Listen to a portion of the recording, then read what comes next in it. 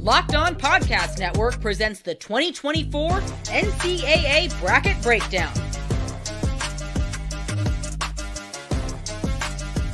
Presented by Nissan.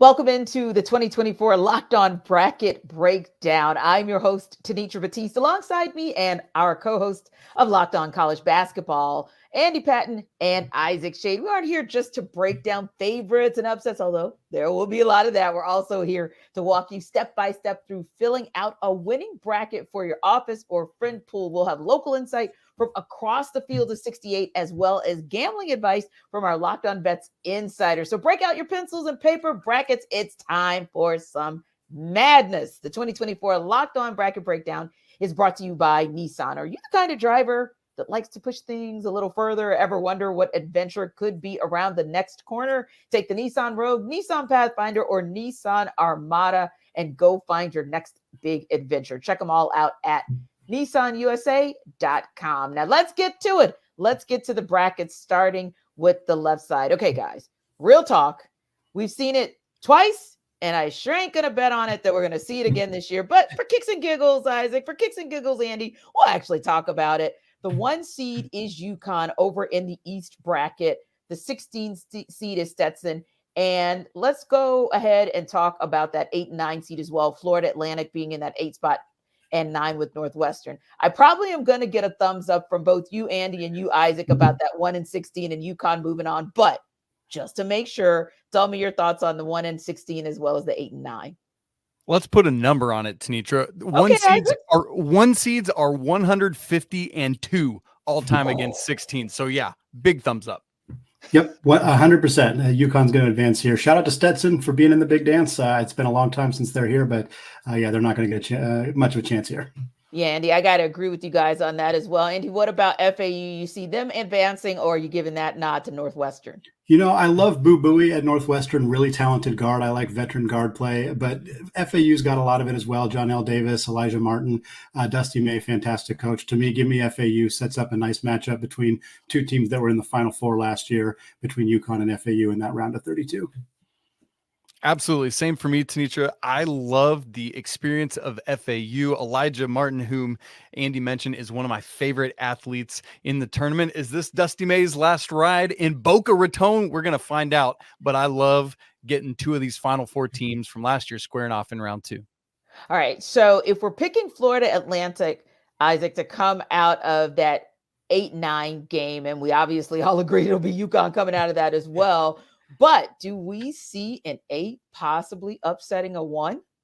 We do see a possibility of it, again, because FAU has that experience from last year, because everyone came back. Dusty May did a great job keeping this team together. But, Tenitra, UConn is the number 1 overall seed for a reason. These dudes are for real. Tristan Newton, Donovan Clingan, Alex Caravan, Cam Spencer, and on and on. UConn's moving on to the Sweet 16. And Andy, as much as we like the veteran presence that FAU has, like Isaac said, we can't take away the fact that UConn has by far been the most consistent team across college basketball this season. They're too deep. They're too talented. I love FAU. I think they're going to put up a heck of a fight. But yeah, it's going to be the Huskies in this one. So, hey, I'm going to go ahead and do a cheat code, and I'm going to go ahead and put my UConn in because you guys said so, and I'm going to put my FAU in because you guys said so, but then I'm also going to put my UConn in again because guess what? You guys told me to do it. So I'm doing my bracket, and I'm going to definitely come back and circle back. If they're busted, it's on you guys. We'll take all that blame, Tenitra. Bring it on. Bring it. All right. So let's make a little jump down the bracket, and we're going to talk about kind of that next space where it always gets tricky. Your 5-12 and your 4 and 13. So for 5-12, Andy, we got San Diego State, and then we've got UAB in that 12 spot. We also have Auburn in at number 4 over in that East bracket, and Yale at 13. Where do you kind of see that playing out as far as the 5-12 and then as far as the 4 and 13? Well, Tenitra, I typically have quite a few 12-5 upsets or 13-4 upsets, and I got a handful here in this bracket, but I don't have any here. I think San Diego State and Auburn are both going to advance. San Diego State only finished 5th in the Mountain West, which is a little surprising, especially since they earned far and away the best seed in March Madness here. But UAB barely snuck into the tournament. No disrespect to them, but I just don't see them being able to hang with a team that went all the way to the Final Four last year. And Auburn, very deep team, very talented team. Janai Brome has been playing some just excellent basketball as of late. And while I think Yale is a quality team, they played some good teams in the non-conference, got some nice wins, and managed to beat a Princeton team or get past a Princeton team in the Ivy League tournament. And I think they're a solid squad. But yeah, give me Auburn and San Diego State both advancing here. I think the only time in this bracket that I have both the 4 and the 5 advancing. Interesting. How about you, Isaac? Interestingly, I am right in line with Andy on this one. Okay. Props to UAB, as he said, for getting here and doing that, knocking off, or, South Florida doesn't win the AAC, so we have a bid thief situation there. But San Diego State behind Jaden Ledee, who is one of my favorite players in the entire nation, a big dude, an absolute stud. San Diego State, a third Final Four competitor from last season who was in the top half of this East bracket, moves on where they will face the Auburn Tigers. Bruce Pearl's team is rolling. They just won the SEC tournament championship on Sunday, leading just earlier on Sunday afternoon, leading up to the selection show. Great stuff there. Again, great for Yale getting past Princeton and then beating Brown on a buzzer beater to win the Ivy League championship. So, for all of these schools, it's just an honor to be here. But Auburn is going to take this one and play San Diego State in the second round. I like it. So it's Auburn and San Diego State in the second round for Isaac. You too, Andy? Yep, me too as well. And I think I'm going to take San Diego State to advance here. I think okay. To me, it's going to be a Janai versus Jadon matchup, Ledee and Brome, and how that kind of shakes out in the front court for those two teams. Auburn, I think, has a lot of depth, but San Diego State has been here before. A lot of guys back from a team that went all the way to the Final Four. Brian Dutcher's a phenomenal coach. I think the matchup between him and Bruce Pearl going to be a fun chess match on the sidelines. But give me the Aztecs being able to advance here. So Andy, this is where you're so stinking wrong. Ooh. Auburn moving on past the Aztecs. They can't make it back to the Final Four this year. Auburn's rolling on. You talked about how great Janai Broom's playing, and then you poo-pooed it with Jaden Ledee. Janai Broom, Jalen Williams. The Tigers are rolling on where they will face UConn. I know we're not getting there yet, but man, what a fun matchup that'll be. Definitely Auburn and not the Aztecs of San Diego State. Interesting. So we finally have some shots fired on our bracket breakdown. I love it. I absolutely love it. So it's interesting because this is always kind of where things start to separate and where you kind of get those upsets, right? So speaking of that 5-12 upset, for advice on betting those 5-12 upsets, here is our Locked On Bets Insider. This is Lee Sterling with Paramount Sports, your Locked On Bets Insider. Everyone loves to watch and bet the number 5 and 12 seed games. Why? The number 12 seeds have gone 53-99, almost 35% since the field was expanded to 64 teams in 1985. My top 2 number 12 seeds to win straight up this year, James Madison, money line, plus 175 versus Wisconsin.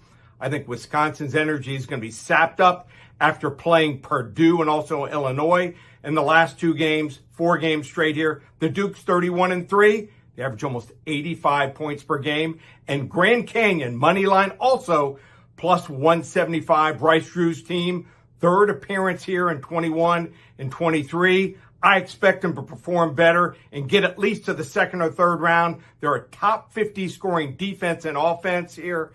Take a money line. For more insight and game selections, make sure to follow me on social media at Paramount Sports and check out ParamountSports.com. So guys, let's go down the rest of this East bracket and let me see where you kind of land there as well. Another one that oftentimes is an upset special is the 6-11. You got BYU and Duquesne that are going to be duking it out, no pun intended. Andy, which one of those teams are going to come out of that matchup? And then, of course, we got the Fighting Illini, number 3 Illinois at number 14 against number 14 Morehead State. Who ends up moving on from that duke out, that matchup? I'm really chalk so far on this bracket. I got both BYU and Illinois advancing here. Duquesne, kind of like UAB, they snuck into the tournament by winning, by stealing a bid. I think they're a good team. They were one of the better teams in the A10 at the early part of the season. They sort of struggled down the stretch, carried some momentum in here, but I think BYU is a bit underseeded as a 6th seed. I think they're going to roll here. Illinois playing some really good basketball as of late. Really nice run through that Big Ten tournament. Morehead State, I don't think is going to be able to hold much of a chance here against Illinois. And I got another chalk matchup here, 3 versus 6 in the second round. Yeah, Isaac, it was such a crazy weekend and such a crazy championship week that Illinois-Wisconsin game was one of the few I actually got to watch, and I was pretty impressed by what Illinois was able to do. Oh, that's right. Terrence Shannon Jr. scored a career-high 40 points this weekend in one of the Big Ten games.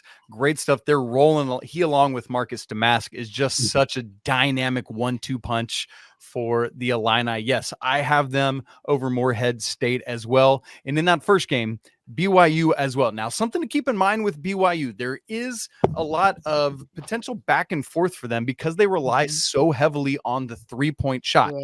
When it's going down, it looks good for Mark Pope's team. When it's not, things can be a little bit different, especially when they're not playing at that elevation like they do at Provo. But shouts to Duquesne. As Andy said, that A10 was one of the wildest tournaments we had last week, where all 4 of the top 4 seeds lost in the quarterfinal rounds. But a great run for Duquesne, but it ends here. And then we get BYU and Illinois in the second round. Andy and I, once again, with the chalk, and we apologize. It's okay. It's fun. It's kind of fun when you guys disagree, but it's kind of cool when you guys agree too, because it means that we're kind of lockstep in what we see. But now here it comes, and whether or not you're going to agree once again. Are we talking Illinois, BYU? Who moves on? Which way we going? I'm going with Illinois. I think BYU is going to have a tough time defending up against Coleman Hawkins and against the guards, like Isaac mentioned, with Damask and Terrence Shannon Jr. And they're too reliant on a 3-point shot. I think Illinois has got enough length to be able to slow them down, make life a little bit difficult for the Cougars. I think they'll put up a good fight, but I think Illinois has been playing good basketball as of late, and that'll continue and push them into the Sweet 16. Yeah, I agree, Andy. I think that the Coleman Hawkins, Vicini Traore matchup should be a lot of fun inside there. But man, it's just one of those things where if you're Mark Pope, you look at the scouting report and you're like, man, what if we schemed against Marcus Damask and just shut him down? Well, then here comes Terrence Shannon Jr. scoring about 87 points on you, and vice versa. So just too much offensive firepower for Illinois. But be advised, folks, Illinois has a terrible defense. They are 93rd at KenPom defensive efficiency. That offense, elite 3rd, but that defense could be their undoing, but I don't think it will be yet. I've got them moving past the Cougars. Indeed. And let's look at the final 2 matchups in that East region. Number 7, Washington State, number 10, Drake, and then number 2, Iowa State, number 15, South Dakota State. Andy, you want to talk about some catching fire at the right time and getting hot at the right time? Definitely we could say that about Iowa State. But first things first, Washington State versus Drake. Who you got? Iowa State versus South Dakota State. Who you got? Look, I couldn't go fully chalk for the entire bracket or the entire region here. So I like this Drake team a lot. Tucker DeVries is one of the best players in the country that hasn't gotten as much attention. He's 6th in the country in scoring, really talented power forward. His dad, Darian DeVries, is the head coach at Drake. This team took out Indiana State in the Missouri Valley Conference tournament. And Washington State's really good. Kyle Smith is a phenomenal coach, really good X's and O's, does a lot with maybe not as much resources. That's why he's been so successful at Wazoo. But I think it ends here. I think Drake is a 10-7 upset. Those don't get as much attention because they're pretty close in the bracket. But I think Drake's going to advance here and get an opportunity to take on an Iowa State team that I fully expect to advance over South Dakota State. Yep, agreed, Andy. And the interesting thing here is that these games are in Omaha, and Washington State's traveling all the way across the country, where Drake's going to be pretty close there. And so in some ways, it's one of those geographical bummers for the Cougars, who had a shot for a while at either getting the final Pac-12 regular season championship, but just couldn't win enough games down the stretch. I'm right with you for everything you said about Drake. I love DeVries. He is a dynamic scorer. If you haven't seen him, you need to. Here's the problem. When they face Iowa State in the second round, Iowa State, by the way, who's going to beat South Dakota State. I just saw this team in person this weekend at the T-Mobile Center in Kansas City. They are a dominant force on defense, where they're the number 1 team in the nation defensively at KenPom. I cannot wait to see that matchup, Andy, of Iowa State's defense against Tucker DeVries. It could be epic. What do you think? Yeah, I'm with you. I think Iowa State advances there. They're too good. They're too talented defensively, too long, too well coached with TJ Otzelberger. I think Drake's a good team, and I think they have a great chance of being in that round of 32, but I'd be pretty surprised if they find a way to pull off an upset and get into the Sweet 16. Yeah, and that's a great call about location, because when you think about UConn, it's like, yeah, you're just going to travel down to Brooklyn, not a big deal. And that's, that's one of the positives and one of the pluses of being that number one seed overall. You kind of put in position to hopefully get you to the Final Four. So that'll make for interesting, even if FAU does get there. They're talking about traveling to Brooklyn. And then, of course, you've got the next round, as we called it here. San Diego State and Auburn will be in Spokane. And then, of course, if it goes BYU or Illinois, or however that one goes, we're looking at Omaha. So, yeah, it'll be interesting to see how those locales and those fan bases traveling for support, how that could impact how those teams play as well. So we'll definitely be taking a look there. Yeah, now, it's interesting, Tenitra, that whole bottom half of the East is all in Omaha. Both of those spots I thought together. that was intriguing too. Yeah, and so they would have already seen, whoever comes out of those two games will already know what they have as they head off to Boston the next weekend for the East Regional. So that's going to be really interesting. Something that we neglected to mention here so far is that 4 of the 6 Power Conference tournament champions are all in this bracket. As we already talked about, 3 of last year's Final Four teams are all in this bracket. So a lot of postseason experience, going to be really interesting in this East bracket. We'll see what it means for the reigning national champion UConn Huskies. So let's go down to the West bracket. Of course, those teams are going to be playing in Charlotte, Spokane, Memphis, and Salt Lake City. And at the top is your 1 seed in North Carolina that's going to play either Howard or Wagner at the 16, and number 8 Mississippi State takes on number 9 Michigan State. So Andy, North Carolina has been interesting. So I'm just going to fall back as a North Carolina fan. Isaac, I'm just going to fall back as a North Carolina fan, because sometimes they really traumatize me. And I'm going to let you guys at least make me happy and say they're going to get out of that first matchup against the 16. Yeah, no concern about them not advancing past that first round game. Yeah, I think we're feeling pretty confident about that. In that second game, you got Mississippi State, Michigan State, and it's hard to bet against Tom Izzo in March. This team has been a colossal disappointment. They started the season as the 4th-ranked team in the country. They're getting a 9 seed, and some people thought that was even more generous than maybe they should have gotten. But that team's got a lot of depth, a lot of talent. I think they're going to advance past Mississippi State and Coach Chris Jans' team, but setting up a North Carolina, Michigan State 1-9 matchup, kind of interesting to see those seed lines next to those 2 teams as 2 of the biggest powerhouses in college basketball. Yeah, Howard and Wagner are the 2 lowest rated teams in this entire field of 68. Whoever wins, congrats to them. They get some money for their conference, but North Carolina is running over either of them. I've actually got Mississippi State moving on past Michigan State. I love Chris Jans' defense. This team, they've got Tolu Smith, who wasn't able to play the beginning of the season with an injury. Now he's back. And boy, if that's able to happen, what an interior matchup we would have with he and Armando Bacot in round 2. I cannot wait to see the big boys go at it. Interesting. So out of that, North Carolina, are we talking, Andy, North Carolina taking on Mississippi State, and who moves on? Or are we talking North Carolina, Michigan State, who moves on? Ultimately, who comes out of that matchup? Yeah, it's still Carolina for me over Michigan State. I think Michigan State, if they do advance, will give North Carolina some trouble, just because Tom Izzo's a fantastic coach, and he'll find some advantages, some mismatches and whatnot. But the Tar Heels are just too good, and I think they're going to advance, and they're going to be in the Sweet 16.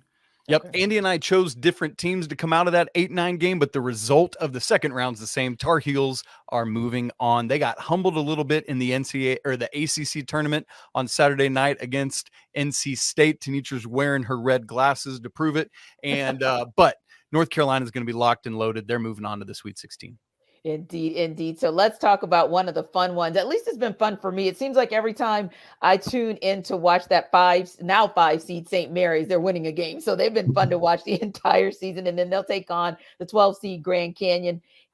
Alabama's in that 4 spot, and Charleston is the number 13 seed. Where do we see those 2 matchups landing, Isaac? Well, I went back to the chalk, and it's so funny, even though we have all these 5-12s we know we're supposed to pick. St. Mary's, who had a difficult troubling start to the season, has really figured it out, ended up winning the West Coast Conference regular and conference tournament championships. And so I know Grand Canyon is a great team with Bryce Drew as the head coach, a man who has one of the single greatest shots in NCAA tournament buzzer beating history. But St. Mary's for me is moving on in this one, where they will play the Alabama Crimson Tide, Nate Oates and his team. I love what Charleston brings to the table, but Alabama just too much. And so we're going to get St. Mary's and Bama in the second round. Isaac, it is my turn to chastise you for your picks here. Dang it. I not only didn't go chalk for one of these, I didn't go chalk for either of these. I got a 12-13 matchup in the second round here. Give me Grand Canyon over St. Mary's. The Gales lost Joshua Jefferson, their starting power forward, about 2 weeks ago. They did manage to beat Gonzaga once without him, but they lost badly the other time these two teams played. Mason Forbes has stepped into the starting lineup. He is offensively pretty anemic, great defender, great rebounder, doesn't do much offensively. Feels like they're playing 4-on-5. I think Grand Canyon and Bryce Drew can exploit that. Tyon Grant Foster is one of the best mid-major players in the entire country. I think St. Mary's going to have trouble with him. And on the other side here, Alabama just doesn't defend anybody. One of the worst defensive teams at that Power 6 level that we've seen all year long. Charleston is an incredibly well-coached team. They're a disciplined team. They're a 30-win team last year. I picked Charleston to be a 12-5 upset last year. The team that they played last year was San Diego State, who went to the Final Four. So if I jinxed it and I'm sending Alabama to the Final Four, I apologize, especially to our leader, Zach Blackerby, the host of Locked On Auburn. But we will see if that happens. But I think we could be seeing a fun mid-major matchup between Grand Canyon and Charleston in the second round there. Andy, how wild would that be if Alabama did that a year after they were the number one overall seed and fell off? So that would be pretty crazy. Tenitra, just moving on, I'm actually going to stick with St. Mary's to beat Alabama in this game. I know, as Andy said, they're down a little bit, but it's, for me, a rally the troops, circle the wagons moment. Andy talked about Alabama's defense. I mentioned earlier how woeful Illinois is defensively. Alabama is even worse. They can bomb away from three, just like BYU we talked about earlier, but the defense does not back it up. St. Mary's going to the Sweet 16. Mine would be Grand Canyon. I'm taking Grand Canyon there, 12 seed over a 13 seed. We've seen that before. Not very often, but it has happened. But I think the Lopes are just, again, Tyon Grant Foster, I mentioned him already, really talented young man. I think Bryce Drew has done a really good job with this program. And I think Drew and Pat Kelsey are two coaches who might end up being both at different schools next year, especially if this ends up being the matchup. But yeah, give me Grand Canyon advancing to the Sweet 16. Interesting. Now, as far as who could bust up the brackets, like these guys have already started kind of busted up the brackets, but as far as who else could bust up the brackets this year, here's our Locked On College Basketball and NBA Big Board contributor. Leaf Tulane of Locked On NBA Big Board and College Basketball here, and here is the Cinderella candidate I think will fit the slipper and make a run in the big dance coming from the left side of your bracket from the West region. It is the New Mexico Lobos, who are among the 5 bid thieves to get into the tournament. The Lobos are actually favored by 2.5 points in their opener against Clemson, who is the 6th seed. That is very rare and indicates value there right off the bat. Secondly, New Mexico is red hot, beating 3 good Mountain West teams consecutively in a league that got 6 bids.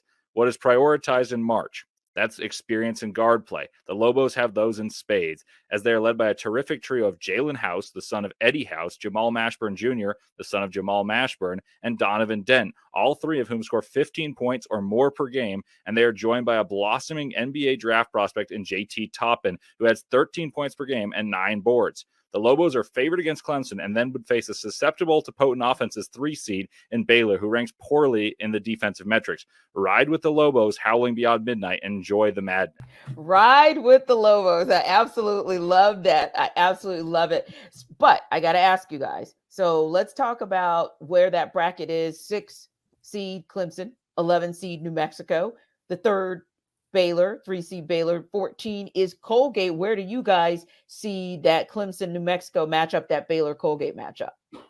Yeah, I'm with Leaf. I'm in lockstep here with Leaf. I got New Mexico advancing here. Clemson had a really strong start to the season, great non-conference, struggled a bit more as they got into conference play. We've seen that from this team in years past. Meanwhile, New Mexico seems to be peaking at the right time. Richard Pitino's group, as Leaf said, got some really fantastic, talented players in House and Mashburn and Toppin, and I think they got an opportunity. I think this first of all, I think this is as a 6-11. I think these two teams are very evenly matched. So if New Mexico does win, I don't consider that like a massive upset necessarily. I think they're two really good teams, and I do think Baylor advances past Colgate, and I think a Baylor-New Mexico matchup could be really intriguing, and I wouldn't be shocked if New Mexico gives them everything that they got. But I do think that's what we're going to see in the round of 32. How about you, Isaac? Well, here's the thing. I love Leaf and I love my man Andy, but they're wrong here because the Clemson Tigers are going to do work. They've got PJ Hall, a first-team All-American, the most improved player in the ACC conference, in Ian Shufflin, not to mention Joe Girard transferring in from Syracuse, wearing a different color of orange now, the best free throw shooter in the ACC. And a whole host. Chase Hunter running the show. I know that New Mexico is hot right now, but Clemson, who's Clemsoned a little bit this year, is going to figure it out right here and bring it home. And they'll be playing Baylor. Now, look, Colgate has been dominant again this season, won their regular season by like 6 games. Tenitra, ridiculous stuff. But Baylor is going to win that basketball game. All right, guys. Well, Cam Stewart with Locked On Baylor has more on the Bears seeding. The Baylor Bears might have the most uncertain team on the 1 seed line within their region, but it also might be the toughest region for a 3 seed to even get to the Sweet 16. I'm Cam Stewart from Locked On Baylor. The Bears are the 3 seed in the West region. They are headed to play the Colgate Raiders in Memphis in the first round. That is Friday that they will be taking on Colgate. The number 1 seed is North Carolina, the number 2 seed Arizona. So those are the two to look out for, and nothing to sneeze at. Alabama on that 4 line right behind them. But the Bears got to get past the second round first in order to face one of those two teams. Also in the region, Bryce Drew's Grand Canyon Antelopes as the 12 seed going into this tournament. So potentially a huge storyline there. So for all the news to keep up with the Bears throughout the NCAA tournament, go ahead and follow Locked On Baylor, part of the Locked On Podcast Network, your team every day. So that was kind of a positive spin at the end for more coverage on Baylor throughout the tournament. So we're going to go in that. But are we going in that direction as well? I know you guys are kind of on different sides of the fence, whether it's Clemson or it's New Mexico State, but either one of them, Isaac, does either one of them beat Baylor to move on? I do have Clemson winning this basketball game over Baylor. I enjoy Baylor. I like their team. Jacoby Walters, one of the best freshmen in the entire country, but Clemson just too much, too physical for them. And look, while we've got 2 Drews in this region, there's only 1 Pitino in the entire NCAA tournament. It is Richard, the son of Rick Pitino. St. John's didn't make it. Andy, I don't know. Is New Mexico going to get on past Baylor here? I don't have New Mexico advancing here. I think Baylor's too good offensively. They have too many different ways to beat you with Walter, with Ray J. Dennis. Yves Missy has played just incredible basketball for this team, a freshman who's really emerged. And while I like JT Toppin, and I think the Toppin-Missy matchup would be extremely fun if these two teams were to square off, Baylor's got too many athletes. They're extremely well coached with Scott Drew, and I think that they'd be advancing here. Yeah. And then we look to our 7 and 10 seeds where you start to see kind of the tightening up, for lack of a better term, of the competition. And then you've got the 2-15. Now, the 7-10, of course, you've got Dayton, that 7 seed, Nevada, that 10 seed, Arizona as your 2 seed, and a Long Beach State team that still has a coach. Technically, that Monday they kind of found out they wouldn't have as a coach, number 15 Long Beach State. All right, guys. Isaac, who comes out of that 7-10 matchup? Who comes out of that 2-15 showdown? I actually have Nevada winning this one. Dayton has been a little up and down, weird, topsy-turvy for me. Like as highly rated as they've been in the computer polls, just didn't do enough actually winning basketball games. Dayron Holmes, though, one of the best big men in the entire country, is a lot of fun to watch. But I've got Nevada winning that game. And then Tommy Lloyd's team, yes, Long Beach State, what a hilarious story with Don Monson getting fired on Monday and winning the conference tournament over the weekend. But Tommy Lloyd's Wildcats, led by Pac-12 Player of the Year Caleb Love, going to get the win there. I am also going with Nevada, which means I realized in this region I have the 9, 10, 11, 12, and 13 seeds all advancing. Definitely not chalk in the West region. Nevada's played some great basketball as of late. I think the Mountain West is a superior conference to the A10 this year. I think they face better competition. Right. Dayton's Deron Holmes is fantastic. Nevada's got some really good players as well, and I think they got a chance to pull off the upset here. And I do believe they'll face Arizona. I want to shout out the Gonzaga connection between this Arizona and Long Beach State matchup. Dan Monson was the head coach of the Gonzaga team that went to the Elite Eight in 1999 before Mark Few took over. Tommy Lloyd was an assistant coach shortly after that for 20 years at Gonzaga before taking that job at Arizona. These two guys have known each other for decades. I think that makes this a very fun, little bit bittersweet matchup for Dan Monson, because pretty realistic chance this is the last game he coaches as a head coach in college basketball. Yeah. And it's going to be interesting because 18 seasons, and who could have kind of saw it ending in this way for him. But like you all said, we look to Arizona to move on, and we look to Nevada to move on. When we see that matchup, how do we see that playing out? Well, in that game, I got to go with Arizona. The firepower is just too much. I know they've lost a couple times down the stretch here in the Pac-12 semifinals and in the Pac-12 regular season finale at USC, but just too much Arizona, too much firepower. We named Caleb Love, but Umar Ballo in the post, Kylan Boswell, Kashad Johnson, who transferred from San Diego State, just a lot there. I disagree. I'm going with Nevada. Arizona and Tommy Lloyd, certainly they really want to get this monkey off their back of losing early in the NCAA tournament, but I don't think it's going to happen there. I think we've seen this team.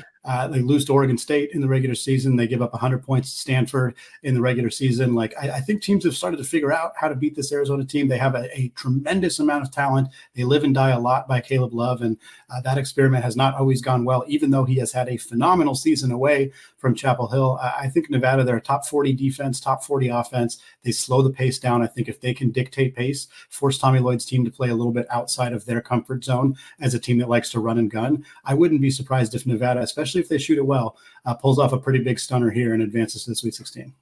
It's going to be interesting to see how this thing goes down. Listen, we are just getting started. The right side of the bracket poses interesting first-round matchups, including Gonzaga getting the dreaded 5-12 matchup. Will they survive and advance? We're going to find out. But first, this week's March Madness bracket highlight is brought to you by our friends at Nissan. Each week, we're picking one team that stands out. A team that's pushed it further than the rest. Just like any of the all-new 2024 Nissan SUVs, these guys were able to take it to the next level. The UConn Huskies can only be described as an armada. This top-seeded team is as hardcore as it gets out there, so it's no wonder they've landed the top overall seed in the NCAA tournament. They're one of the favorites to win it all, despite 4 of the 6 power conference champions standing in their way in the East region. So take the Nissan Rogue or Pathfinder or Armada and go find your next big adventure. Shop nissanusa.com. The bracket breakdown is also brought to you by Amazon Fire TV, which is your destination for sports. From live games to highlights to in-depth analysis. Fire TV offers amazing viewing experiences with smart TVs, as well as the Fire TV stick that you can plug into your existing TV to provide access to millions of movies and TV episodes. I, at my house, literally have an Amazon Fire TV stick on every TV in my house. I love the layout. I love the user experience. I love the little remote that's got buttons for me to go straight to Hulu or Disney Plus or Netflix or whatever. Fire TV recently created Fire TV channels to deliver a constant supply of the latest videos from your favorite sports brands, all for free. That includes all of us here at the Locked On Network. Not to mention, the Fire TV channels have great news, entertainment, gaming, travel, and cooking videos as well. So check out Fire TV channels on Fire TV and Alexa devices. If you haven't done so, you should. Trust me on that. To learn more, visit amazon.com/LockedOnFireTV. Welcome back to the 2024 Locked On Bracket Breakdown presented by Nissan. Time to take it to the South, the Dallas bracket that's ultimately going to land in Dallas. But of course, we know first starts in Memphis, Brooklyn, Pittsburgh, Indianapolis, which is not really South. But anywho, number one, the 1 seed there in that bracket is Houston, and they'll be taking on the number 16 seed in Longwood. and then your number 8 Nebraska against number 9 Texas A&M. Guys, who comes out of those matchups? Isaac, we'll start with you. Look, Houston. We know what 1-16, so we just thumbs up that and keep moving. Nebraska's been a fun story this year coming out of the Big Ten, but Texas A&M, who just knocked off Kentucky in the SEC tournament, has so much firepower in the backcourt, led by Wade Taylor IV. I got the Aggies. Gig 'em. Take that on to the second round. No, I'm not with you on that one. A&M's far too inconsistent. I think they're like bottom 10 team in the country in 3-point percentage. Look, Wade Taylor is phenomenal. Radford is phenomenal when they're on, but those guys are not on too often for me. I think Nebraska is a more consistent team. I think they're going to be the team that advances here. Obviously, no argument with Houston. And I think I don't want to speak for Isaac here, but I got Houston. Oh, you can. I got Houston all the way in the Sweet 16, advancing past either Nebraska or A&M. Give me all that Jamal Shed, man. Yeah, he's a bad man. So let's just go to our 5-12 and see if we got any upset specials there. We got Wisconsin as the number 5 seed. And we got James Madison as the number 12. And then we got the Dukies at number 4 and number 13, Vermont. Where are we going, Isaac? It's weird. I keep picking all the chalk in these 5-12s and 4-13s, and I'm doing it again. I know, how boring of me. But look, Wisconsin, who had closed the regular season losing 8 of their final 11 games, somewhere finds what they had done prior to the beginning of February and turns it back around in the Big Ten tournament, knocking off Purdue as part of it. I've got them upsetting James Madison, even though not upsetting, good grief, beating James Madison. Boy, that would be funny if James Madison was favored. Beating James Madison, despite the fact that James Madison has had success against the Big Ten, started off the season beating Michigan State, but I got Wisconsin here. And then Duke, while they have had some troubles, just too much for the Vermont team. Yeah, I'm going James Madison. Lee Sterling said that he's got James Madison and Grand Canyon as the 2-12 seats to watch. I'm 100% lockstep there as well. I got the Dukes here moving on. Mark Byington, a phenomenal coach. I think he's probably coaching his last couple games at James Madison. I know West Virginia, among other schools, are really eyeballing him as a potential replacement. But I think, having said that, this is going to be the trendy. I guarantee you, this is going to be the trendiest 12-5 upset. 100%, because Wisconsin has struggled. It is very well known that they have struggled. James Madison was immediately in the headlines 3 days into the college basketball season because they beat Michigan State, because they beat Kent State. So for more casual fans who have kind of just been in and out, they know James Madison has some big upsets. They know Wisconsin struggled. They know 12-5 upsets are the pick. They're going to pick it. I'm going to pick it.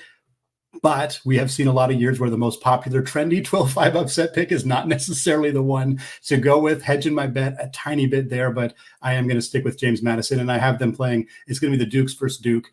I do have Duke. I want to ask you, how big a factor was that in this upset decision, Duke against Duke? Dukes versus Duke is definitely a fun storyline that we could roll with there. But no, the Catamounts are a good squad. I think they've won 8 straight conference regular season titles, but Duke's just too good. They're struggling a little bit. I'm not sure they're going to be as dominant of a program in this tournament, but I think they're going to advance here past Vermont. But does it matter, Isaac? Because at the end of the day, are we not still ultimately saying, hey, whichever one of you guys run up on U of H, it's going to be a done deal? Yeah, I mean, ultimately, I will eventually have Houston moving all the way through. We'll talk about that later. But I do have Wisconsin beating Duke here. Duke is the more supremely talented team, clearly. But they have shown youth and inconsistency this year. Wisconsin is a veteran team. They are methodical. Their offense, typically when we think Wisconsin, what do we think? Bo Ryan, defense. Let's grind to a halt. This Wisconsin team is a good offensive unit. I think they can knock off the Blue Devils, and I have them doing so. You can pat yourself on the back for your bold 5 seed over a 4 seed. I'm taking my 12 seed over a 4 seed here. No. 5 over 4 is awesome. Give me James Madison, Sweet 16. Give me the Dukes here. I think they can take him. Kyle Filipowski obviously is a huge storyline for Duke. If he's playing well, if he's doing what he's able to do, I think James Madison's going to have a hard time. But they got 2 really talented, really veteran players. I already mentioned Byington, a phenomenal coach. We saw this team knock off a really good Michigan State team. We've seen them do it time and time again. I think this is an opportunity for another 12 seed to be in the Sweet 16 and setting up a nice matchup between Houston and James Madison. Andy, where do we see it going when we start to look a little bit further down the bracket? You've got Texas Tech as a 6 seed, NC State as the 11 seed, Kentucky in that 3 spot, and Oakland at 14. Where do we see those two matchups playing out? Back to going chalk here. I got Texas Tech advancing past NC State. Look, what an incredible run from the Wolfpack. They deserve all the golf claps in the world for winning 5 straight games. They beat 5 teams who had all won a national championship in the 2000s. That's an incredible accomplishment, even if Louisville and Syracuse are not exactly at the level they've been in the past, but still a huge run for them. But I think it runs out here. Texas Tech, really well-coached team. Grant McCaslin does an awesome job with that group. I think they advance. I think Kentucky advances past Oakland here as well. Just too much firepower, too much pure talent on that Wildcats team to not to suffer a loss here. So I think we look at a 3-6 matchup between the Red Raiders and the Wildcats of Kentucky. Completely agree on the Kentucky side of things, but I have NC State keeping it. Oh, wow, another ACC team advancing from Isaac. Yeah, you know what? I didn't even really realize that, but here we are. But let me say this. NC State is just the second ever team to win 5 games in 5 days to win their conference tournament championship. The other, the Kemba Walker UConn Huskies team that went on to also win the NCAA tournament. Now, I don't think NC State's about to do that, but I do have them getting past Texas Tech. The Red Raiders are a little bit banged up here. As Andy said, Coach McCaslin has done a great job in his first year in Lubbock, but NC State and their big man inside, DJ Burns, is a force to be reckoned with.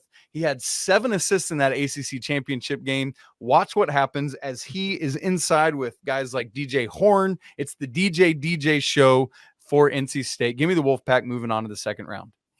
Gotcha. So if we then look, and we're going to stop for a second and kind of hear a little bit more about this, but there are some intriguing matchups to figure out whether or not who those teams are going to meet as well. And that's with our number 7 seed in Florida, and then our number 10 seed there with Colorado or Boise State, number 2 Marquette, and number 15 Western Kentucky. But let's hear from our guy Brandon Olson with Locked On Gators. He'll have more for us on Florida's position in the tournament.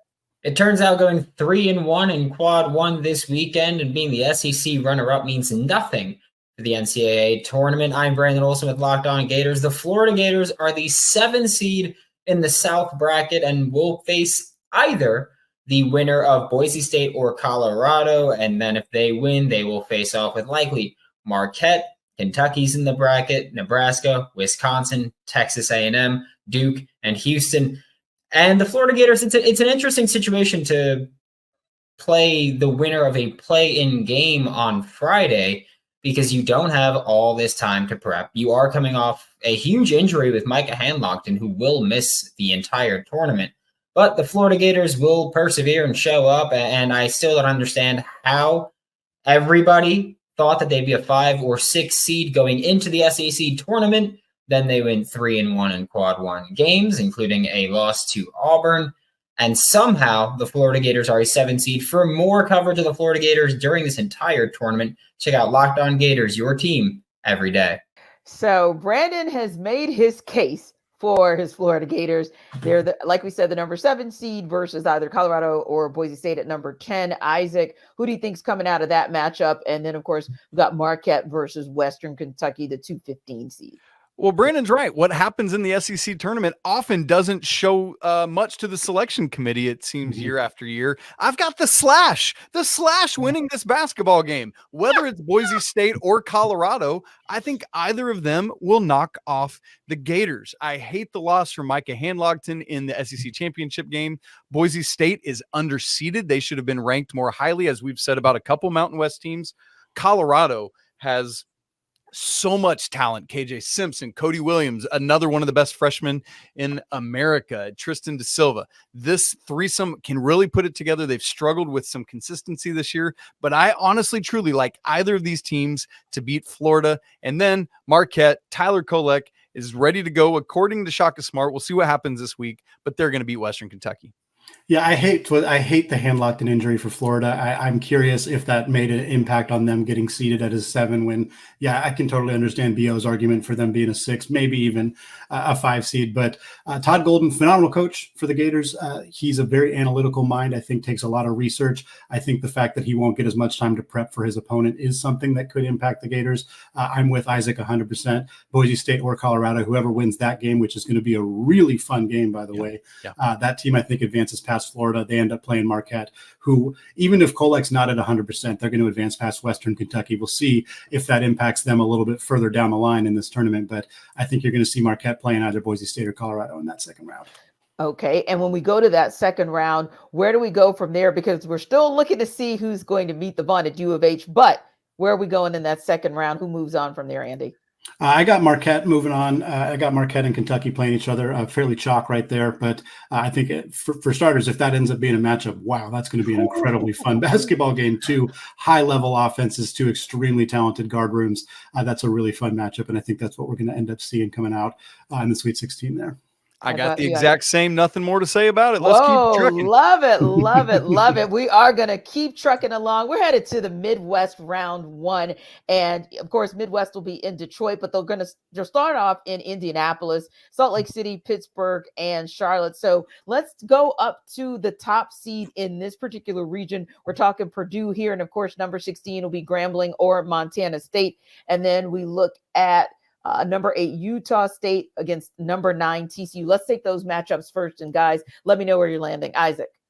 I got Purdue. It ain't going to be last year, baby. They're moving on. No sweat, no worries at all. And then Utah State Aggies. Man, what a story they have been this year. Great stuff. The 8 seed Utah State Aggies moving on to face Purdue. It's not going to be the same story for Purdue. I'm with you. I would love it if Montana State and Utah State advanced, because Montana State's coach, Danny Sprinkle, took the job at Utah State last year. That'd be kind of a fun storyline, but it's not going to happen. Purdue is advancing. I do also have Utah State, the Aggies. I think they were underseeded, like we've talked about with a handful of Mountain West schools. It's the team that was in first place in the Mountain West for the vast majority of the season. 8 seed felt a little bit disrespectful in my mind. Really talented program there, and I think they advanced past TCU. And do we see Purdue or Utah State coming out of that matchup? Oh, it's going to be Purdue. I love Utah State. I'm excited about the matchup inside between one of the best names in college basketball, Great Osobor, against Purdue's National Player of the Year, presumptive dude, Zach Edey. But those sophomore guards have grown up. Purdue moves on to the Sweet 16. No, I'm picking a stunner here.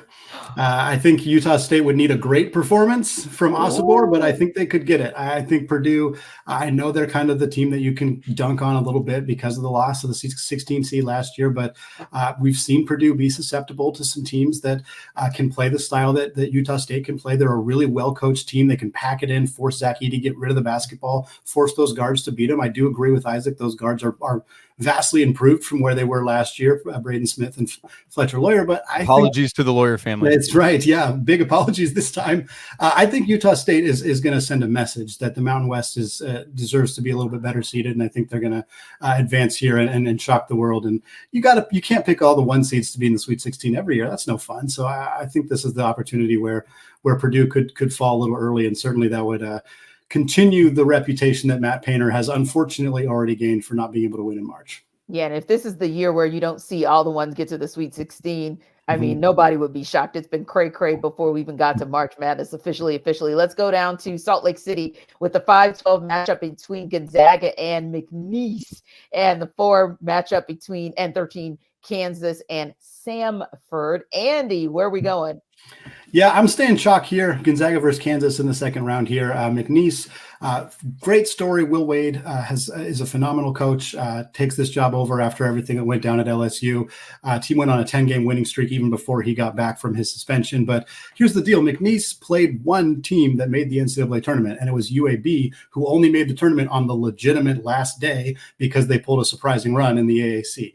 This is just not a team that has played enough talented, experienced teams to be able to be as prepared for this game as they need to be. While I like Will Wade as a coach, give me the Zags. That outside of that loss to St. Mary's in the WCC championship, they were red hot for the last 6 weeks of the season, playing some phenomenal basketball. They have enough size, enough experience guard play with the way Ryan Nembhard's been playing lately. I think Gonzaga advances. And look, Kansas is susceptible. they're susceptible right now. If Hunter Dickinson and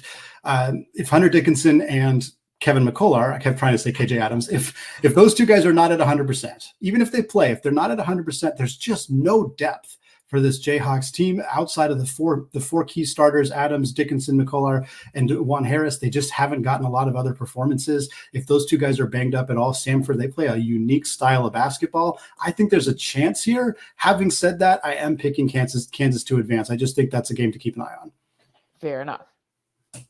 Oh, give me Gonzaga. I thought about some McNeese and Will Wade, but Gonzaga too much, been playing so much better lately. And while I've been going a lot of chalk in this bracket, I will not be going with the rock chalk because the Jayhawks are going to lose to Samford. Buckyball, their pressure style, it's going to get to a short-handed potentially, but definitely no depth Kansas team. What do you do against pressure, which Samford brings literally every possession? You need depth. Kansas doesn't have it. Will Hunter Dickinson be full go? Will Kevin McCullar be full go? We don't know. But even still, the season-long thing has been Kansas struggles at the shooting guard position. Andy and I have talked about that ad infinitum. This is where it comes back to bite them. Buckyball's moving on to the second round. Wow. Well, for more on who could bust up more of the brackets this year, and listen, you guys just heard our guys bust up brackets, but here's Locked On College Basketball and NBA Big Board contributor talk about some bracket busting. Leaf Tulane of Locked On NBA Big Board and Locked On College Basketball here. And here's the Cinderella candidate I think will fit the slipper and make a run in the big dance coming from the right-hand side of your bracket. This team sports a 30-3 record and have a coach with experience winning games in the big dance in Will Wade. They are the McNeese Cowboys. McNeese is led by a former Big 12 transfer in guard Shahada Wells, who scores 18 points per game, adding 5 assists per game. McNeese shoots a lot of threes, hitting 39% of them, which is good for 7th nationally. And then McNeese also forces a lot of turnovers at a high rate, sporting a steal percentage of 14%, good for 6th nationally. Additionally, this team has wins over the American Conference champion UAB, who is another 12 seed by 21 points, beat Michigan by double digits, along with VCU, who is in the championship game for the A10 by double digits. They are also well ranked in KenPom and adjusted efficiency on offense and defense, ranking ahead of other teams that made the tournament from high majors. That's really hard to be, and they've done it well. McNeese plays a team in Gonzaga that was supposedly going to be a 6 seed. That is a 5 because BYU does not play on Sundays, so perhaps less warranting the seed line they possess. Gonzaga is a team that is heavily reliant on bigs to score, and McNeese has the ability to disrupt and take the ball away from guards and disrupt the ability to get the ball into the post, which is where Gonzaga makes their hay. And that makes this a very interesting game. The winner then would face either a dilapidated Kansas side that has struggled and could be without their best player in Kevin McCullar should they top the SoCon champs, Samford. Samford also presses a lot and could beat Kansas, so you could see double upset madness coming from this side. Let's see if McNeese can cause chaos and mayhem in Salt Lake City. I'll be at the games expecting to see it. So Leaf is thinking he's giving McNeese maybe a little bit more credit than we did, but ultimately speaking, I want to hear what you guys think about who's coming out of that space to ultimately meet Purdue. I know that you guys are a little bit split there, but tell me from where we were before Leaf started to where we're going to be, who's going to meet Purdue? Well, Andy? Samford wins this basketball game. And why do I have to do this? Because one of my bold predictions preseason was that Gonzaga's Sweet 16 streak would end this year, and it happens at the hand of the Samford Bulldogs. I got to keep my bold prediction rolling, and this is how it's going to happen. How about That's you, why Andy? you have Creighton in the Final Four, right? Oh, you don't. We'll get there later. I got Gonzaga advancing here past Kansas in this situation. Again, Kansas is pretty banged up. We'll see how healthy they are. Graham Ike versus Hunter Dickinson, incredibly fun matchup on the low block. But I ultimately think the depth issue is going to be a problem for Kansas. I think Gonzaga, the way they've been rolling as of late, will be able to advance here. Again, for me, not playing Purdue, actually playing Utah State in that Sweet 16 matchup would be a really intriguing one. Yeah, interesting indeed. Let's go to the bottom of that Midwest bracket where we see South Carolina at the 6th seed. We see Oregon in at 11, Creighton at 3, and Akron at 14. How do we see those playing out, Andy? Yeah, I'm taking South Carolina and Creighton here. I don't think Oregon's very good. Shout out to them for winning the Pac-12 tournament. But this is the final Pac-12 tournament. Yes, the final Pac-12 tournament. I think Dana Altman saved his job. I think if he had lost any of those games, that he would be one of the coaches we would hear being on the chopping block. But he managed to find a way to get those W's, and now might get an opportunity if they do pull off a win to play his old school at Creighton. But ultimately, I think Lamont Paris and the Gamecocks are going to advance here. Really good job by him this year. This team was not expected to be anywhere near this conversation, and yet they are. I don't think Oregon's got the horses to win this one. Akron, funny story that they got into the NCAA tournament. Funny is maybe not the right word, kind of more tragic for Kent State, who unfortunately player made a mistake and committed a foul when he shouldn't have, and the team ends up losing because of that. But Creighton is so talented. They got some depth issues that I think could trip them up a little later in this tournament, but I think they advance here and they end up playing South Carolina. Well, South Carolina, as Andy said, was picked dead last in the SEC preseason poll. They finished tied for second. Great job by Lamont Paris. But I actually have Oregon continuing to ride the wave of their Pac-12 tournament run. N'Faly Dante is an absolute dude, 16.2 points per game. Jackson Shelstad is a fantastic freshman for the Ducks there, 13.1 points a game. So they might not have the horses to win this game, but they got the Ducks to win this game, and they're going to do it. See what I did there? But I'm right with Andy on Creighton. Too much firepower from everyone but the guy I call Egg.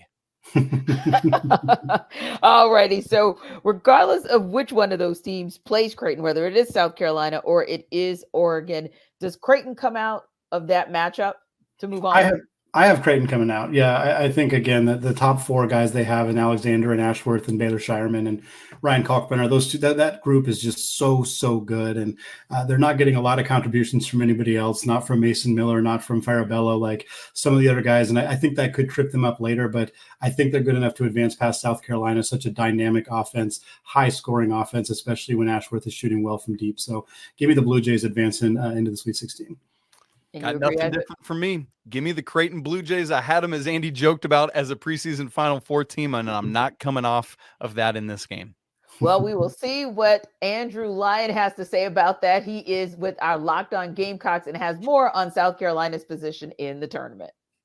The South Carolina Gamecocks are a number 6 seed, and anything else would have been wrong. I'm Andrew Lyon from Locked On Gamecocks. For the first time in 7 years, South Carolina will be going dancing in March Madness. The Gamecocks are a number 6 seed in the Midwest region, which I think is a little bit low. A lot of projections had them as a number 5 seed going to this bracket, but I don't think it's a bad deal at the end of the day. The big dogs in this region are the Purdue Boilermakers, the Tennessee Volunteers, and the Creighton Blue Jays. The South Carolina Gamecocks will be taking on the number 11 seed Oregon Ducks in the first round. The Oregon Ducks won the Pac-12 tournament championship, so they are definitely on a hot streak right now, and they're led by former Gamecock Jermaine Cousinard. For more on the South Carolina Gamecocks, subscribe to Locked On Gamecocks, part of the Locked On Podcast Network, your team every day.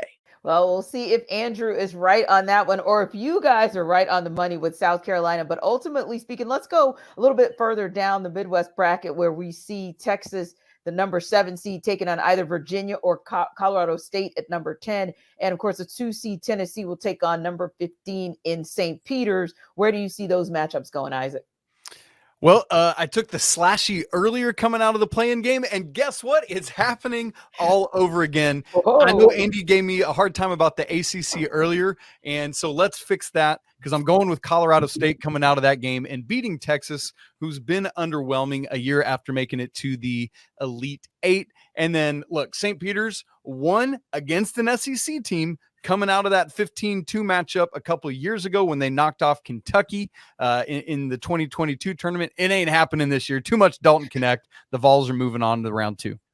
I'm with you 100% here. I'm also taking this last year between Virginia and Colorado State, picking both opportunities for those 10 seeds in the play-ins to advance, in part because Florida's vulnerable with hand locked in. And frankly, I think Texas was a bit overseeded as a 7 seed. I don't think they're quite that good. And certainly when they're at full health, they can be really talented. And Dylan DeSue is a big factor for them. But ultimately, I'm taking the slash between Colorado State and Virginia. I think ultimately it is going to be Colorado State. Isaiah Stevens is just such a dynamic, talented, all-around guard. One one of the better mid-major guards in the country. And I think that's what we're going to see advance there. And I do think that team, Colorado State, will end up playing Tennessee. Again, love the Peacocks, love the story. It was a phenomenal run a couple of years ago. The fact that they lined them up as a 15 seed against a dominant SEC team once again is pretty entertaining, but Dalton Knecht is too good. I think Tennessee advances here. And Andy, is it Colorado State or Tennessee who moves on? Tennessee. Tennessee is just so good.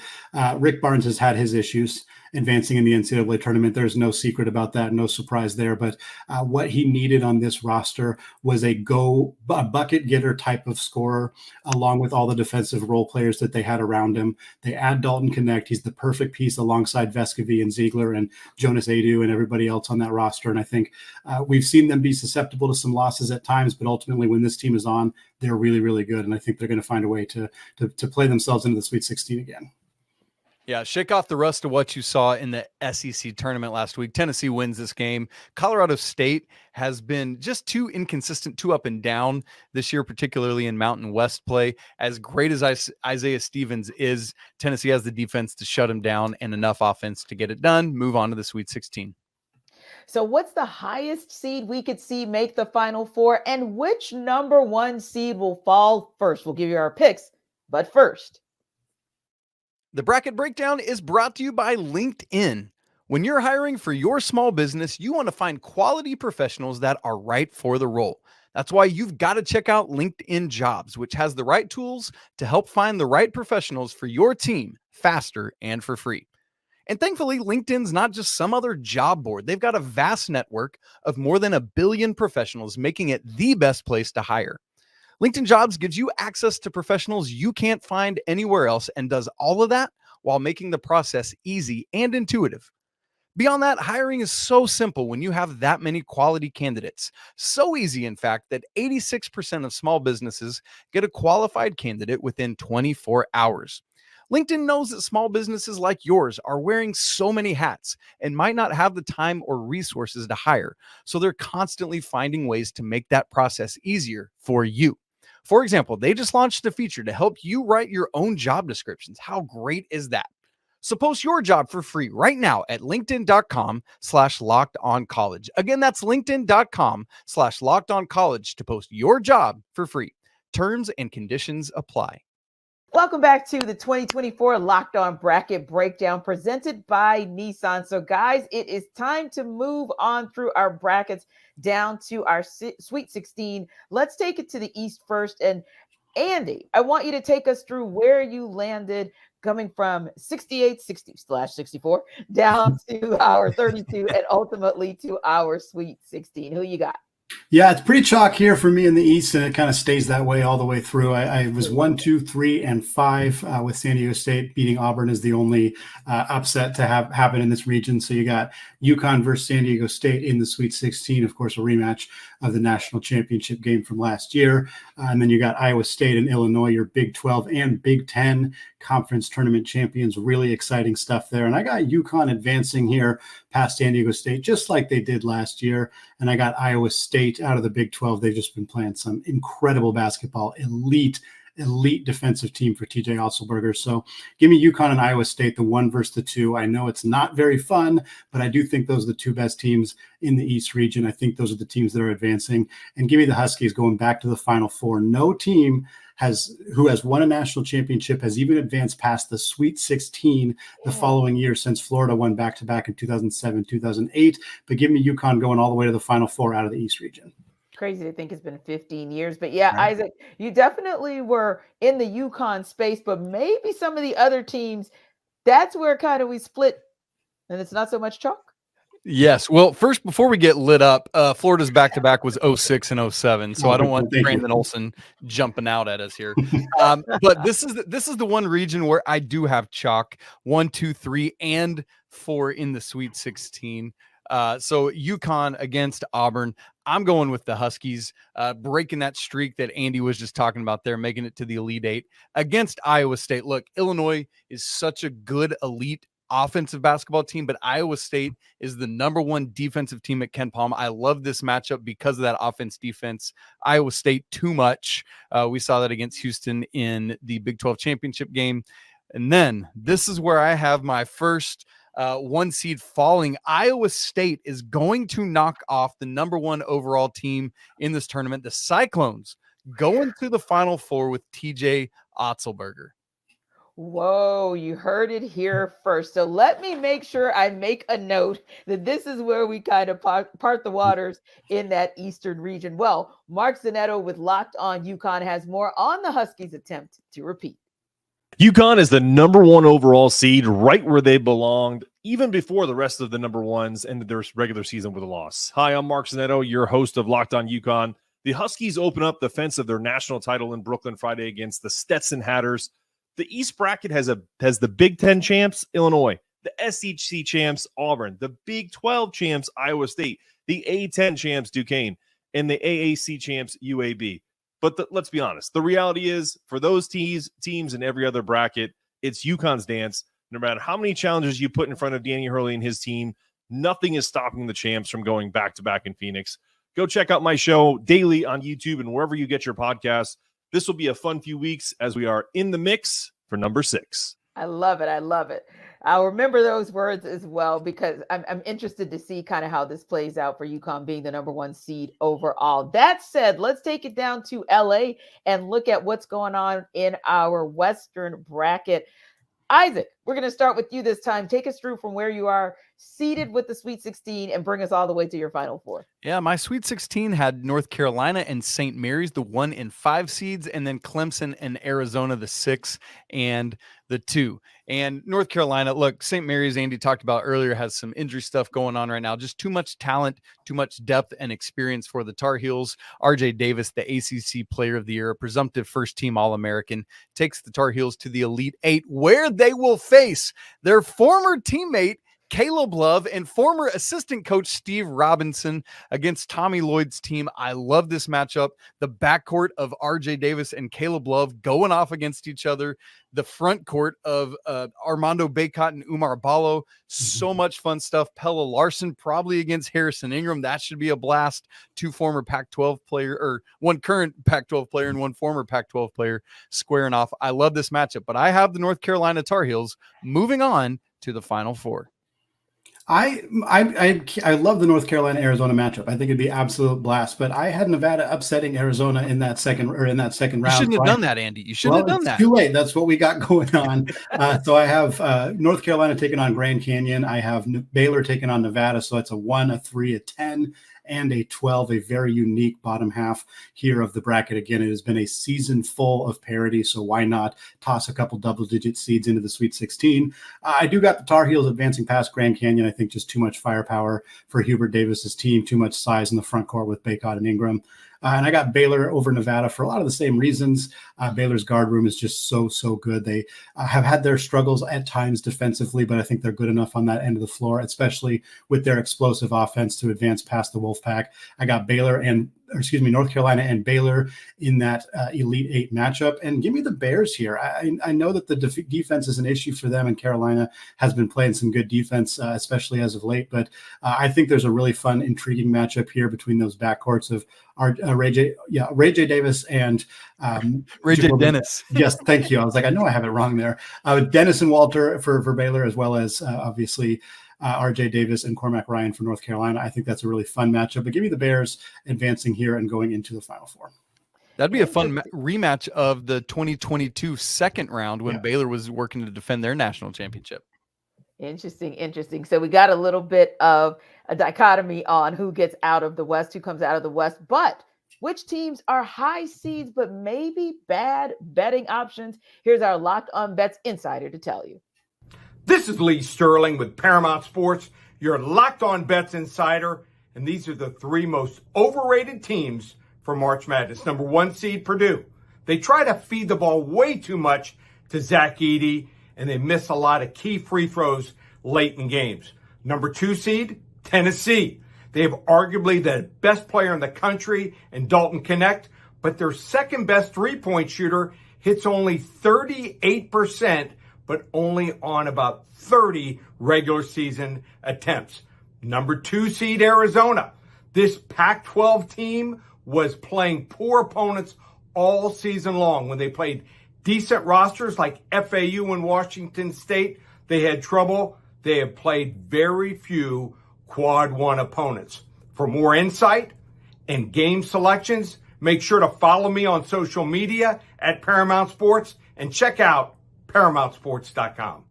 All right, guys, let's go south. And we know that region is going to land in Dallas, but want to know where you guys are taking it. I think we saw some agreement at the 32 stage when we talked about U of H, and then it started to kind of go in a different direction. So, Andy, I'm going to get you to start us off with where you landed for your Sweet 16 and take us through your Elite 8 and who you got going to the Final Four. Yeah, another double-digit seed for me in the Sweet 16 in the South region. I got Houston taking on James Madison, the Dukes. I got Houston advancing in that one, though. That team is just too good. I think James Madison would be a tremendous story if they got to the Sweet 16, but have a hard time seeing them get past Kelvin Sampson's squad. Then that's chalk after that, 2 versus 3, Kentucky, Marquette. I love this matchup. If Tyler Kolek is 100% healthy and a matchup between Shaka Smart and John Calipari, the incredibly talented guard rooms for both these teams, it's going to come down to how Oso Ighodaro can play for Marquette. If he can cause some problems for Kentucky's front court, I think there's a real chance for Marquette to advance. However, I do have Kentucky because we're not sure on the health for Tyler Kolek. We're not sure how that's going to shake out. I think if this Kentucky team gets red hot with the incredible freshman guard trio that they have in Wagner and Shepard and Dillingham, I think they advance to take on Houston, but the Cougs train is going to keep on rolling. I got Houston in the Final Four. How about you, Isaac? Yeah, I in the Sweet 16, I had Houston, the 1 seed, and Wisconsin, the 5 seed. Too much Jamal Shed, too much LJ Cryer pouring it in from outside. So Houston moving on to the Elite 8. And in that Marquette, Kentucky, I actually hedged the other way that Tyler Kolek will be good to go. Shaka Smart had some comments on Sunday night after the bracket reveal that says everything is trending in that direction. And assuming he meets all those markers this week, he will be back, that his pain has receded. So I do have Marquette knocking off Kentucky. They are too much of a veteran team. I know that they're missing Sean Jones, who is one of their burners and athletes that can help with Kentucky's superior athleticism. But ultimately, Shaka Smart, I just think back to that team flying around against Kansas back in Maui in November. Andy, you remember that? What a crazy game that was. I see that happening in this game, and Marquette's able to move on to the Elite 8 where they will face Houston. But ultimately, too much Kelvin Sampson's team, too much defense, but just enough offense to get past Marquette and go to the Final Four in their first season in the Big 12. Indeed. Did I hear my bracket breakdown team actually come to agreement in one side of the bracket? Whoa, I love it. I love it. I love it. Let's see what happens in the Midwest, Andy. Talk us through your Sweet 16 on down through your Final Four. Yeah, it's chalk except for one incredibly notable counterexample, I guess two, but certainly Utah State being the upset here, the pick over Purdue, sticking with that. So I'd have them taking on Gonzaga in the Sweet 16. Down at the bottom, it'd be a 2 versus 3 matchup, Tennessee versus Creighton. I actually got Creighton coming out of that matchup. I think Tennessee, again, Lee kind of talked about it a little bit, some issues with outside shooting on that team outside of Dalton Knecht. We've seen teams, if they can slow him down, or even if he just has an off night, we've seen Tennessee struggle. We talked about Creighton having some depth issues as well, but they got 4 guys who can beat you. So even if Dalton Knecht, or even if, let's say, Trey Alexander or Baylor Shireman has an off night for the Blue Jays, they can still find a way to win. I'm not sure Tennessee can do that if Dalton Knecht has an off night. So give me the Blue Jays advancing. Give me the Zags over Utah State. I think Graham Ike is going to be too much. He spent some time in the Mountain West already, was a Player of the Year candidate at Wyoming. He's going to be ready for this Utah State team. Give me the Zags and Creighton. Ryan Nembhard battle. Nembhard transferred from Creighton to Gonzaga this last offseason. Really fun kind of rematch there. Gonzaga and Creighton have had some great battles in the past, and I think Creighton's going to take this one, advance themselves into the Final Four as a 3 seed coming out of this region. I had Purdue, the 1 seed, and Samford, the 13 seed in my Sweet 16. Look, one of the bracket things you folks need to know as you fill these out, you take your underdogs for a while, but once we get to the money-making time, you got to go with the favorites. Purdue over Samford to get to the Elite 8, and I have that same Creighton and Tennessee matchup, but I do have Dalton Knecht, Zakai Ziegler, Josiah Jordan-James, Santiago Vescovi taking over this game. The Creighton starting 4, the 4 of the 5 that always score and do the work, do it, but it's just not enough. As Andy said, Mason Miller doesn't contribute enough. Farabello doesn't contribute enough. Tennessee going to the Elite Eight, where they will face Purdue and Zach Edey, and Tennessee moves on to their first ever Final Four. Whoa. Okay, you called it. You called it. This will be very, very interesting. Now, if you want to take those bracket busters to the bank, we got somebody to help you do it. Here's our Locked On Bets Insider. This is Lee Sterling with Paramount Sports, your Locked On Bets Insider. And these are my 3 sleeper teams for March Madness. Number 5, Gonzaga. Number 1 and number 2, Purdue and Tennessee, are consistent choke artists in this region here. And number 4, Kansas, is banged up. This team beat Kentucky and St. Mary's on the road. Number 10, Drake. Top scorer, Tucker DeVries. Number 6, scoring in college basketball with over 21 points per game. Had 13 games of 25 points or more. And the team shot over 43% from three-point range in conference tournament. And number 11, Duquesne. The Dukes have won 8 straight, and they ranked number 34 in adjusted defense, the best among mid-major busters here. For more insight and game selections, make sure to follow me on social media at Paramount Sports and check out ParamountSports.com. All right, guys, time to put your money where your mouth is indeed. So let's go back to the Final Four one more time and then tell me who you guys got winning it all. So if I go back to the East, if I have it right, I've got UConn. That's Andy. Did I get that right? Yep. And I've got Iowa State. Isaac? That's right. All right, boom. Remember we said that. And then we go to the West, and I've got Isaac. You're picking UNC coming out That's of the correct. West. And we've got Andy with Baylor. Yep. And going up top to the South, it's Andy with U of H and Isaac with U of H, right? Agreement. I love it. I love it. But then we go back to the Midwest and we take it back down to Isaac having Tennessee. And let's see, Andy, you got Creighton? Yep. All right. Time to put your money where your mouth really is. Who's going to be hoisting that trophy, cutting those nets in about 3 weeks from now, Andy? Who you got? Give me the Huskies. First time repeat national champion since 2007, not 2008 when Florida did it back-to-back years. This UConn team is so deep. They're so talented. Danny Hurley has this team absolutely rolling. Even at times this year when they had injuries, they never really wavered. They've had very few ugly losses this year. They lost to Seton Hall in the first game of the Big East. Outside of that, this team has just been tremendously phenomenal. If they can stay healthy, if Klingon doesn't suffer any injuries, his presence down low, Alex Caravan and Cam Spencer providing that floor spacing on the wing. Tristan Newton's one of the top 3 point guards in college basketball, and I don't think he's third. He is phenomenal the way that he has played this year. That combined with, I mean, we're 4 players in. We're not talking about their potential lottery pick combo guards and Stephon Castle. Like, this team is so deep, so talented, so well coached, so experienced. To me, it's really hard to see, especially with the matchups here in this bracket. The Baylor does not have the defensive horses to hang with UConn.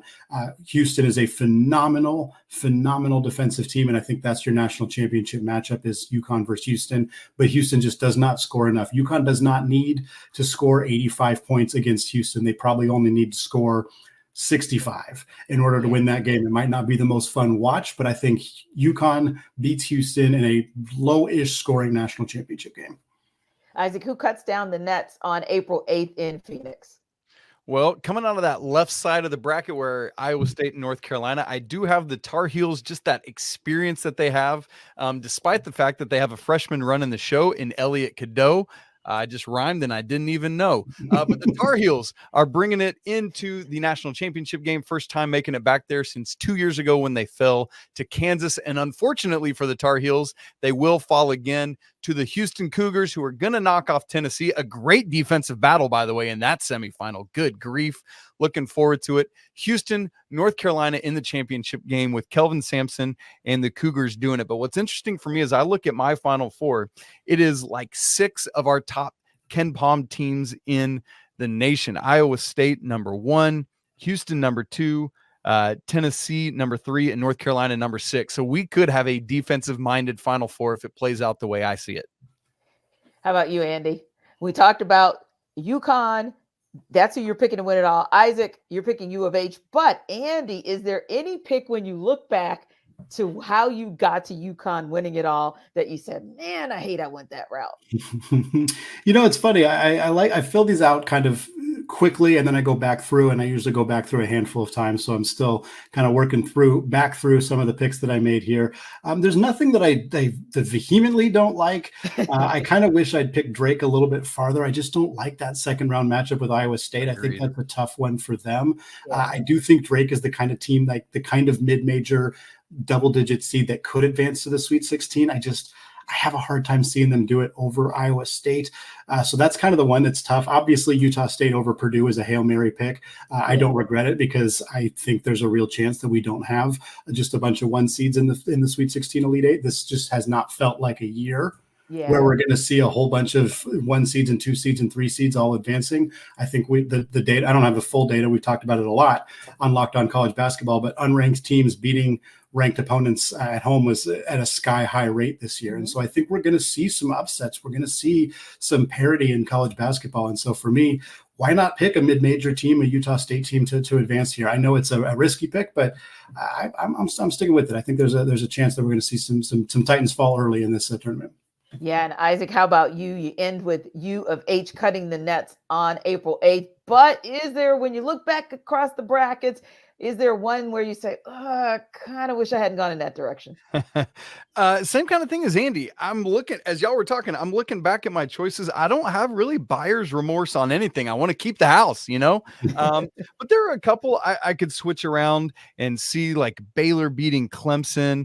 Maybe one would be this. I picked Oregon over South Carolina. I could see the Gamecocks really taking care of business there, winning as they did. What was that? The 2017 season when they knocked off Duke. They were a 7 seed, beat the 2-seeded Blue Devils. And so there's a couple there, but nothing.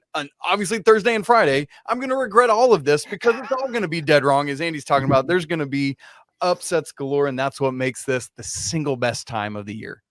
It is. It's like Christmas for these guys here. Thank you so much for watching the 2024 Locked On Bracket Breakdown presented by Nissan. Don't forget to follow and subscribe to your favorite Locked On show as the NCAA tournament progresses. And as always, Andy and Isaac will have you covered on Locked On College Basketball, part of the Locked On Podcast Network, your team every day.